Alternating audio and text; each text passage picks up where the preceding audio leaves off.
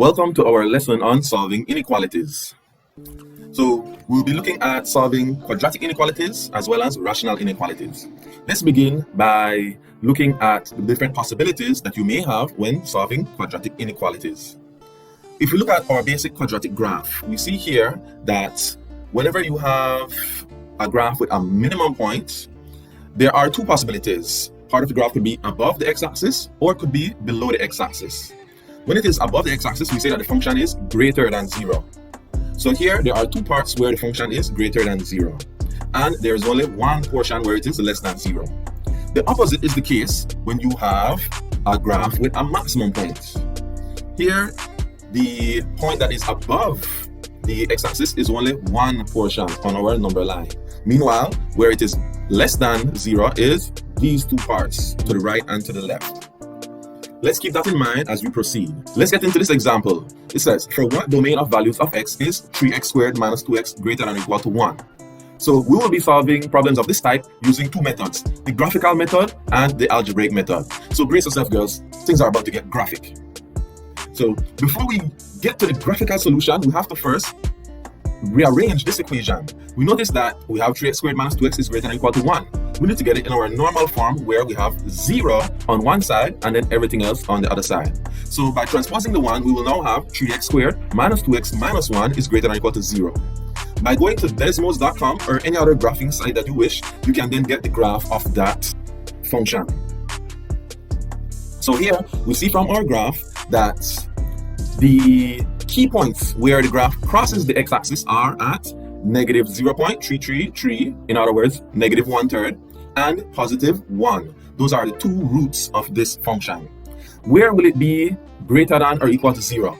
Well, where it is greater than or equal to 0 is where the graph is above the x-axis. So what are the two parts where the graph are above the x-axis? Well, it starts at negative 0.333 here on the left, and it goes as far left as it can. Or in other words, it goes all the way to negative infinity. Now, keep in mind, negative infinity is not an actual number. It is an idea. We cannot ever actually reach infinity or negative infinity. So when we look at our solution, it will be from negative infinity all the way up to negative 1/3. Now, to illustrate that we cannot ever actually reach negative infinity, we use this curved brackets. All right, the curved brackets means that negative infinity is not included, but it is approached. On the other hand though, this square bracket means that you include the negative 0.333 because it is greater than or equal to 0. Right at negative 0.333, that is where it is equal to 0. Hence, we include it and we denote that by using the square brackets. Now, that is not the only part where the graph is above the x-axis. On the right-hand side, it is also above the x-axis, starting at 1 and going to positive infinity. So we illustrate that by including the 1 with our square brackets and not including infinity on the right-hand side with the curved brackets. So both of these together are our solution set. So we put a union symbol in between both of them. Let's go on to the algebraic solution. So in this example, for what domain of values of x is x squared plus x less than 6? So we need to transpose to have x squared plus x minus 6 is less than 0. Algebraically, we can solve this by factorization. What two numbers multiply to give negative 6, but at the same time add up to give you positive 1, which is the coefficient of the x there. So those two numbers would be positive 3 and negative 2. Let's do a quick check. What is 3 times negative 2? That gives you negative 6. What is 3 take away 2? That is positive 1. Therefore, 3 and negative 2 are the two numbers that are correct for our factorization. So solving, we'll have that x plus 3 is equal to 0 or x minus 2 is equal to 0.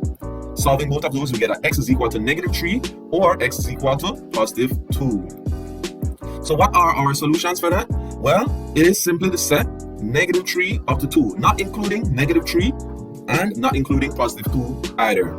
How do we know that? Well, let's take a quick little review. Remember, if it is the case that we want it to be less than 0, then that is below the x-axis. So it's not including 0, it's just strictly less than 0, meaning that we should not include the negative 3 or include the positive 2. If it was less than or equal to 0, then we would have used the square brackets to signify that the negative 3 and the positive 2 were included. But since this is strictly less than 0, then we do not include the negative 3 or the positive 2, and hence we use the curved brackets. Now let's get into a rational function here. For what domain of values of x is x minus 3 over x plus 2 greater than or equal to 0? Well, if we look at the graph, once again, obtained from desmos.com, we see that we have this disjointed graph, right? There are some parts of it that are above the x-axis and some parts that are below the x-axis. On the left-hand side here, we have this curve. You notice that it curves up and it curves to the left, downward. Here, this graph will never ever actually reach this value here, all right, which is y equal 1. It will get closer and closer to it, but never actually reach it. That is what we call an asymptote. Now, that also means then that it will never ever actually cross the x-axis, as you see here. If you were to go to desmos.com and zoom out as far as you like, you'll see that it never ever actually crosses the x-axis. So on the left-hand side here, it is always above.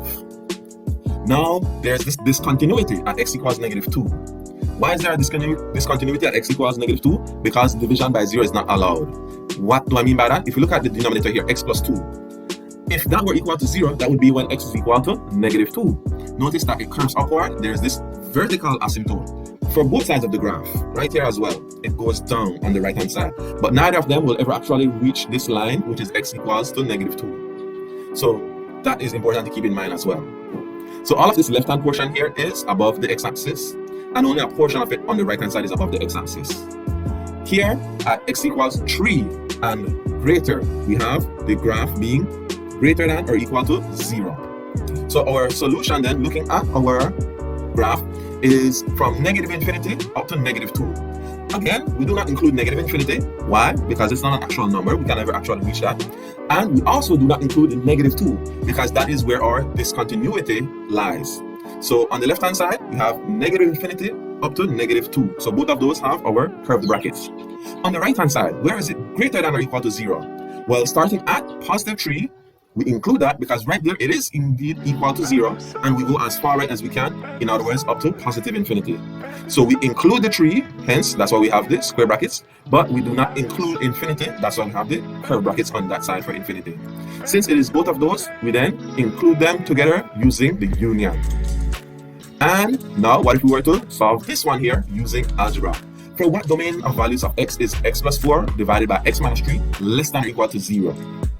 So using algebra, we have to find our 2 key points. We find those by setting the numerator and the denominator equal to 0 and solving for x. So if x plus 4 is equal to 0, that means x will be equal to negative 4. And if x minus 3 is equal to 0, that means x is equal to positive 3. Let's keep those two values in mind as we move forward. Negative 4 and positive 3. So we will need to look at our number line. We have negative 4 and positive 3. So let's pick a number less than negative 4 to substitute into the expression. Let's say we pick negative 5. So we'll have negative 5 plus 4 over negative 5 minus 3. Negative 5 plus 4 is negative 1. Negative 5 minus 3 is equal to negative 8. A negative divided by a negative gives you a positive number. So, should we include the portion of x values that are less than negative 4? No. Why not? Because whenever it is less than negative 4, then that expression is a positive number. But we want where the inequality is less than or equal to 0. But what is less than or equal to 0 in other words? It is a negative number.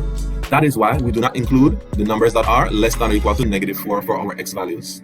Let's look at the numbers between negative 4 and positive 3. If we pick a number between those, you can pick any number between negative 4 and positive 3, but easiest one to pick would be 0.